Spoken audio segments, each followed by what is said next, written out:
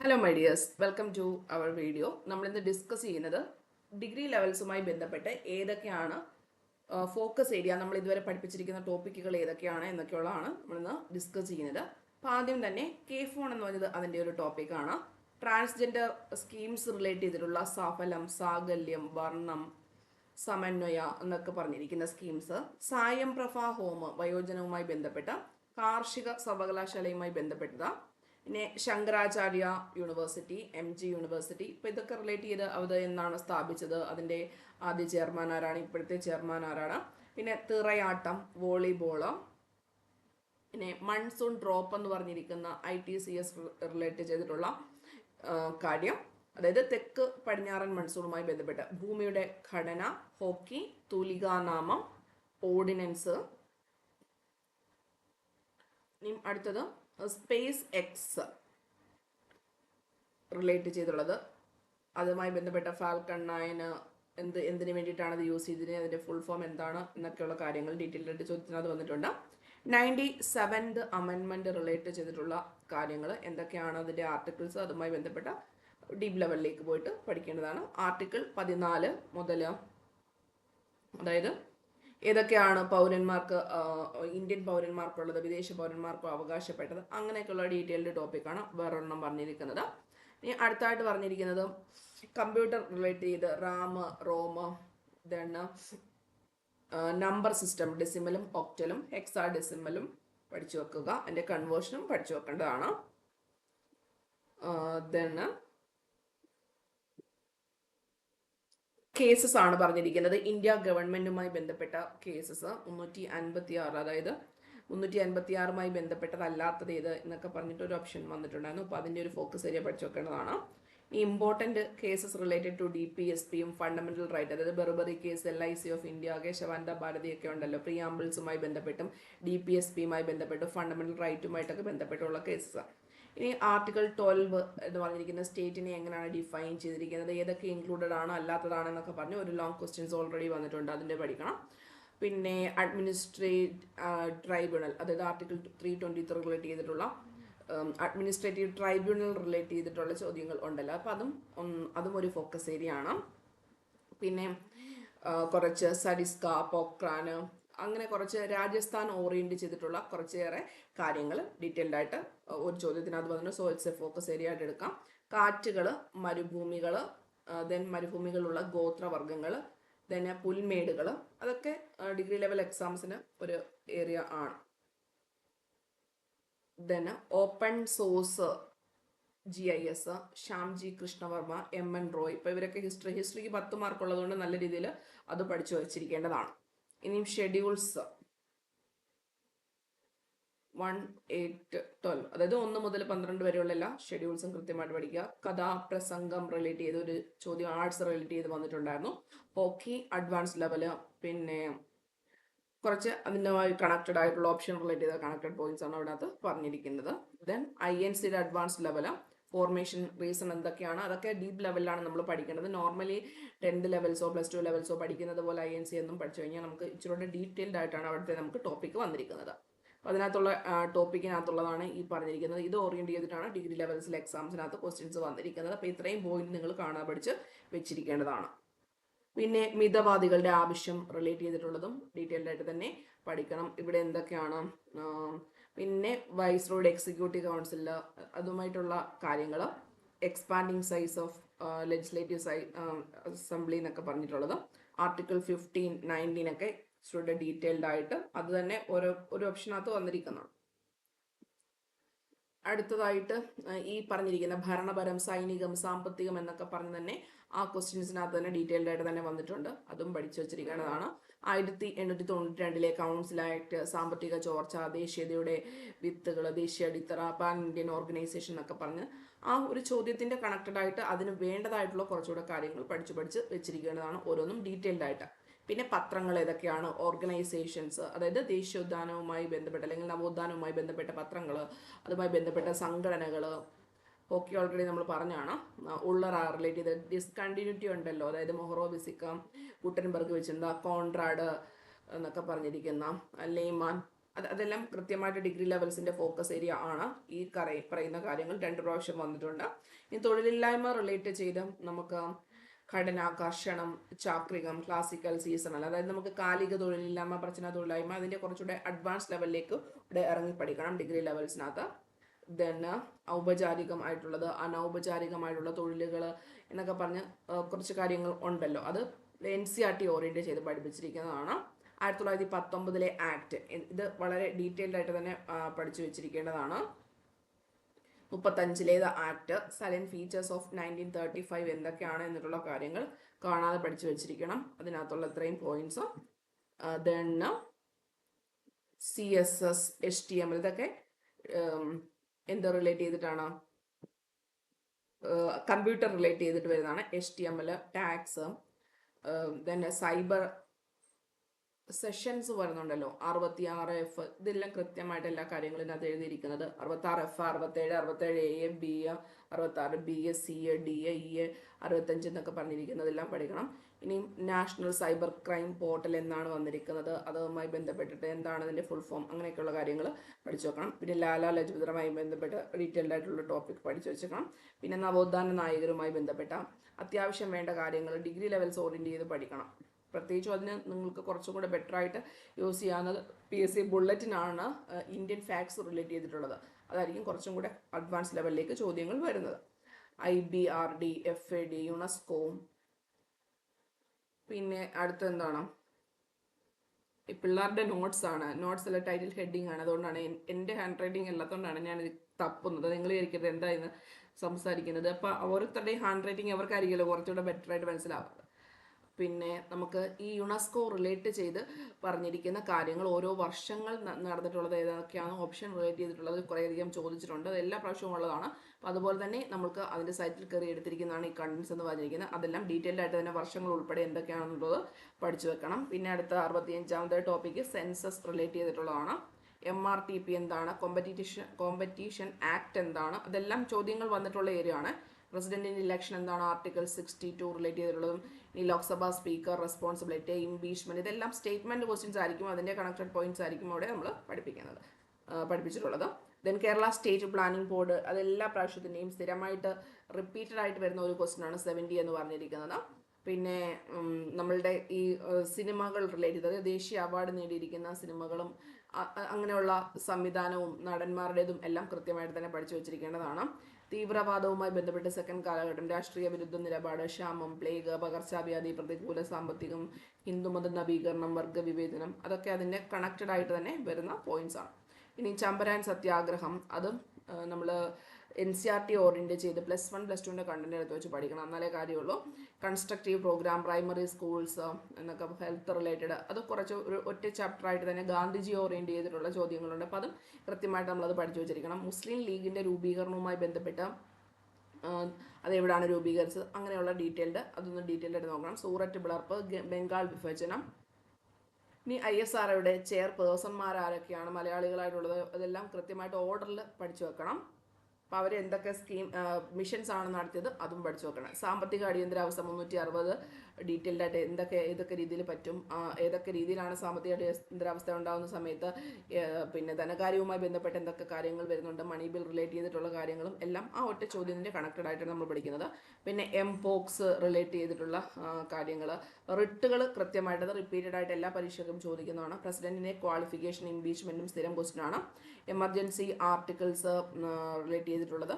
Nationalisation of bank പഠിച്ചു വെച്ചിരിക്കണം. First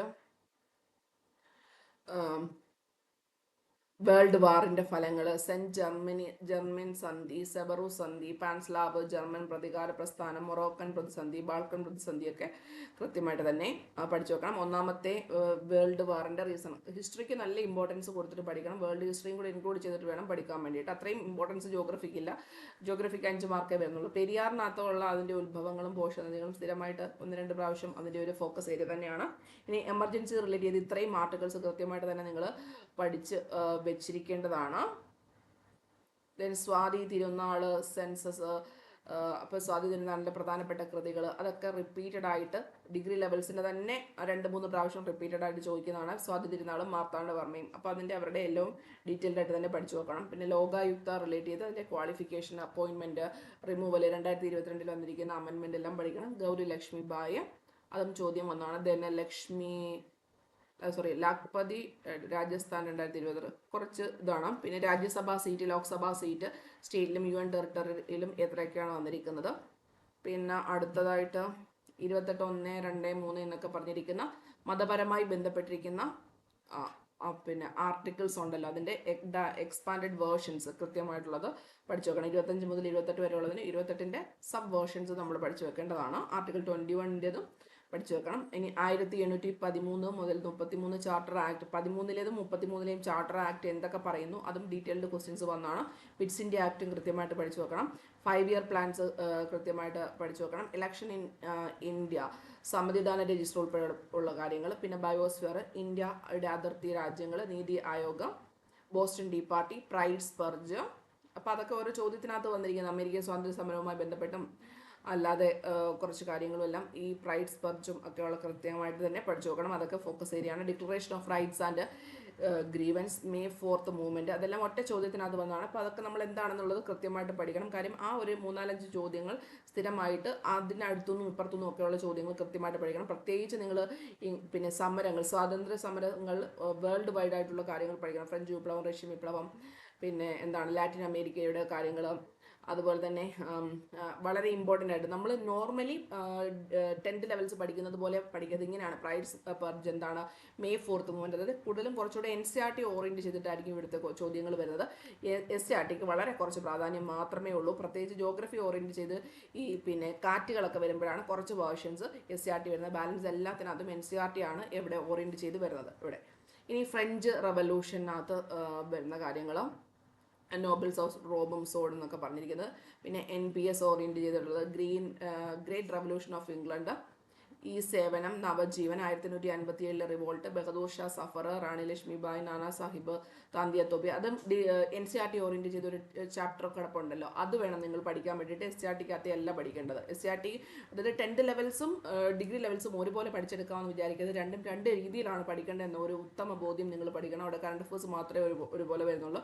balance GK വരുന്നതെല്ലാം എന്താണ്, അഡ്വാൻസ് ലെവലിലേക്ക് കയറിയിട്ടായിരിക്കും വരുന്നത്. പ്രത്യേകിച്ചും NCERT ഓറിയൻറ്റ് ചെയ്തിട്ടുള്ളതും അഡ്വാൻസ് ലെവൽ ഓഫ് ബുക്കുകൾ നിന്നൊക്കെ ആയിരിക്കും ചോദ്യങ്ങൾ വരുന്നത്. അപ്പം കുറച്ചുകൂടെ പ്രാധാന്യം നിങ്ങൾ ഹിസ്റ്ററി ഈ NCERTക്ക് കൊടുത്തിട്ട് വേണം പഠിക്കാൻ വേണ്ടിയിട്ട്. ഇനി കൺവർ സിംഗ് അങ്ങനെയൊക്കെയുള്ള കുറേ ചോദ്യങ്ങൾ ഇവിടെ വരുന്നുണ്ടല്ലോ. പിന്നെ 1757 റിവോൾട്ട്, വിശേഷണങ്ങൾ, ചിത്രങ്ങൾ, നായകന്മാർ, കലാപം അടിച്ചമർത്തി, ഇതൊക്കെ 1-2 ചാപ്റ്റേഴ്സ് ആയിട്ടാണ് കൊടുത്തിരിക്കുന്നത്. പിന്നെ 29ാമത്തെ IFFK 17 നെഹ്റു ട്രോഫി. അടുത്തെന്താണ്, ചുഴലിക്കാറ്റുകൾ റിലേറ്റ് ചെയ്തിട്ടുള്ളത്, നവോത്ഥൻ പദ്ധതി, പുന്നപ്ര വയലാർ പ്രക്ഷോഭം, മലയാള സിനിമകൾ, ഡോക്ടർ KS മണിലാൽ, ബ്രിക്സ്, ശ്രേഷ്ഠ ഭാഷാ പദവി, RBI ഗവർണേഴ്സിൻ്റെ ന്യൂ അപ്പോയിൻമെൻറ്റ്, CAG, ഇതെല്ലാം കാര്യങ്ങൾ പഠിപ്പിച്ചിട്ടുണ്ട്. ദെൻ മലയാള സിനിമ, പ്രത്യേകിച്ച് G അരവിന്ദനും നല്ല ഇമ്പോർട്ടൻസ് കൊടുത്തിട്ടാണ് പഠിക്കുന്നത്. അത് നമുക്ക് എവിടെ ഉണ്ട് ഈ പറയുന്ന കാര്യങ്ങളൊക്കെ. ജേർണലിസം എന്ന് പറഞ്ഞിരിക്കുന്ന NCERTയുടെ ടോപ്പിക് ഉണ്ട്. അപ്പോൾ ആ NCERT ടോപ്പിക് കൂടെ കവർ ചെയ്യണം. ആ ഒരു ചാപ്റ്ററിനകത്തുനിന്ന് ഈ ജ്ഞാന നിക്ഷേപം അങ്ങനെയൊക്കെയുള്ള കുറേ ചോദ്യങ്ങൾ ഡിഗ്രി ലെവൽസിൻ്റെ ഫോക്കസ് ഏരിയ ആണ്. നമ്മുടെ എന്താണ് ആദ്യമായിട്ടുള്ള നിക്ഷേപം രചിച്ചത് ആരാണ്, അങ്ങനെയൊക്കെയുള്ള കുറേ ചോദ്യങ്ങൾ റിലേറ്റ് ചെയ്ത് 1-2 ചാപ്റ്റേഴ്സ് ജേർണലിസം പഠിക്കേണ്ടതായിട്ട്. ജേർണലിസത്തിനകത്തെ കണ്ടന്റ് പരീക്ഷയ്ക്ക് വരുന്നുണ്ട്. ജീവിതനൗക, നീലക്കയിലെ, ന്യൂസ് പേപ്പർ ബോയ്, ആദ്യത്തേതും എന്നൊക്കെ പറഞ്ഞിട്ടുള്ളത്. അപ്പോൾ ആ ചാപ്റ്റർ കൃത്യമായിട്ട് അങ്ങ് പഠിക്കാൻ വേണ്ടി നോക്കണം. ഇനിയും അതുകൂടാതെ ഏക കൈമാറ്റ വോട്ട് വ്യവസ്ഥ, പഞ്ചായത്ത് രാജ് റിലേറ്റ് ചെയ്തിട്ടുള്ള എല്ലാ കാര്യങ്ങളും അതിനകത്ത് വരുന്നത്. പിന്നെ കേരളത്തിലെ പത്രങ്ങൾ, രാജ്യസമാചാരം, പശ്ചിമോദയം, ജ്ഞാനനിക്ഷേപം തുടങ്ങിയ അത് ഡീറ്റെയിൽഡ് ആയിട്ട് മുമ്പേ ഞാൻ പറഞ്ഞില്ലേ ആ ചാപ്റ്റർ അതിനകത്ത് തന്നെ പഠിക്കണം. ദെൻ സാർക്ക് റിലേറ്റ് ചെയ്തിട്ടുള്ളത് 2024 ലോക്സഭ ഇലക്ഷന്, നാഷണൽ പാർട്ടി, കണ്ടീഷൻ, അതായത് നമുക്ക് ദേശീയ പാർട്ടിയാവാൻ വേണ്ടിയിട്ട് എന്തൊക്കെ വേണം, അതുപോലെ തന്നെ സ്റ്റേറ്റ് പാർട്ടി, അതൊക്കെ നമുക്ക് 9th സ്റ്റാൻഡേർഡിൽ SCRT കുറച്ച് കിടപ്പുണ്ട്. പക്ഷേ അത് ഡിഗ്രി ലെവൽസിന് രണ്ട് മൂന്ന് പ്രാവശ്യം വന്നിട്ടുള്ളൊരു ഫോക്കസ് ഏരിയയാണ് നാഷണൽ പാർട്ടിയും സ്റ്റേറ്റ് പാർട്ടിയും റിലേറ്റ് ചെയ്തിട്ടുള്ളതും. അതുപോലെ തന്നെ കറണ്ട് എത്ര പാർട്ടികളുണ്ട്, ഏതൊക്കെയാണെന്നൊക്കെ ഉള്ളത് കൃത്യമായിട്ട് തന്നെ പഠിച്ചു വെച്ചിരിക്കുന്നതാണ്. പിന്നെ ചന്ദ്രയാൻ 3യുടെ പേലോഡ്, നോർമലി ചന്ദ്രയാൻ 3 അല്ല, കുറച്ചുകൂടി അഡ്വാൻസ്ഡ് വേർഷൻസ് ആയിട്ടുള്ള പേലോഡ്. ദെൻ ഈ ക്രാന്തി, ഇരയിമ്മൻ തമ്പി റിലേറ്റ് ചെയ്തിട്ടുള്ളത് ക്വാണ്ടം മിഷന്, ഈ Shram, Aam Aadmi Bima Yojana, PMSYM, liquidity M1 M2 M3 M4 ഏത് രീതിയിലാണ് വരുന്നത്, ഏതിനാണ് പവർ വരുന്നത്, അത് 2-3 പ്രാവശ്യം പരീക്ഷിക്കാത്ത ലിക്വിഡിറ്റി ദ്രവത്വവുമായി ബന്ധപ്പെട്ട കാര്യം ചോദിച്ചിട്ടാണ്. പിന്നെ ഭരണഘടനാ ഭേദഗതി ലേറ്റസ്റ്റ് 103, 104, 105, 102 അതെല്ലാം കൃത്യമായിട്ട് തന്നെ പഠിച്ചു വെക്കേണ്ടതാണ്. ദെൻ അടുത്തത് AKG കൃഷ്ണസ്വാമി അയ്യർ, കുറച്ച് നവോത്ഥാന നായകന്മാരുടെ കാര്യങ്ങളാണ്. GB പിള്ളയും AKGയും TR Krishnaswamy Iyer. ഇനി കേരള നവോത്ഥാന നായകന്മാരെ കുറച്ചുകൂടെ ഡീറ്റെയിൽഡ് ആയിട്ട് തന്നെ പഠിച്ചു വെച്ചിരിക്കേണ്ടതാണ്. ഇതിന് ദേശീയ ഉദ്യാനങ്ങൾ കേരളത്തിലേത്, പഞ്ചായത്തി സോറി കേട്ടോ. അടുത്തത് ഇംഗ്ലണ്ടിലെ വിപ്ലവം, E7 M7 നവജീവന,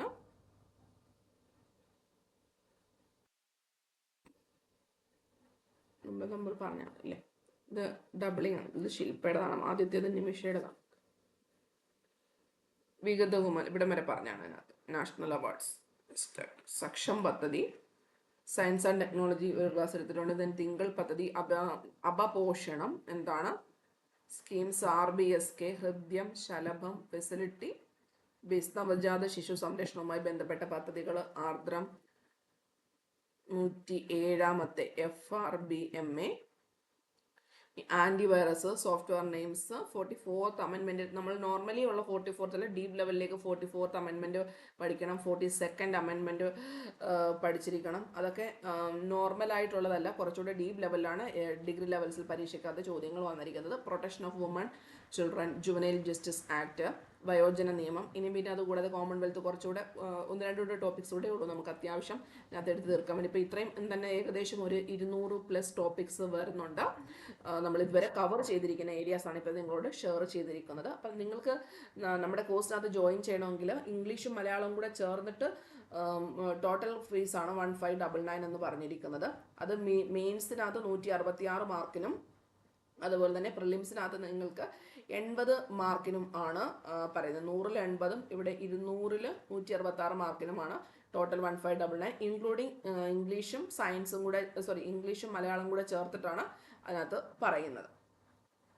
ഈ കോഴ്സിനകത്ത് അറേഞ്ച് ചെയ്തിരിക്കും. ഇപ്പോൾ താല്പര്യമുള്ളവർക്ക് മെസ്സേജ് ചെയ്യാവുന്നതാണ്. അല്ലാത്തവർക്ക് സ്വന്തമായിട്ട് പഠിക്കാൻ ഇതൊന്നും ഇല്ലാത്തവർക്ക് ഈ ഒരു ഇതൊക്കെ വെച്ചിട്ട് നിങ്ങൾ അത്യാവശ്യം ഈ ഒരു കണ്ടന്റിന് ഡീപ്പ് ലെവൽ എടുത്തിട്ട് കൃത്യമായിട്ട് തന്നെ പഠിക്കുക. അപ്പം നേരത്തെ കഴിഞ്ഞു പോയ ക്ലാസ്സസ് ഒക്കെ കിട്ടുമോ എന്നൊക്കെ ചോദിച്ചു കഴിഞ്ഞാൽ ഈസി ആയിട്ട് അതിൻ്റെ PDF-ഉം റെക്കോർഡ് സെഷൻസും അവൈലബിൾ ആയിരിക്കും. നമ്മുടെ ക്ലാസ് ടീച്ച്മെൻറ്റ് ആപ്പ് വഴിയിട്ടാണ് ഇപ്പം നടക്കുന്നത്. അപ്പോൾ എല്ലാ ദിവസവും 2 ക്ലാസ്സസ് വെച്ചിട്ടുണ്ട്, Monday to Friday വരെ. 1599 ആണ് പ്രൈസ് വരുന്നത്.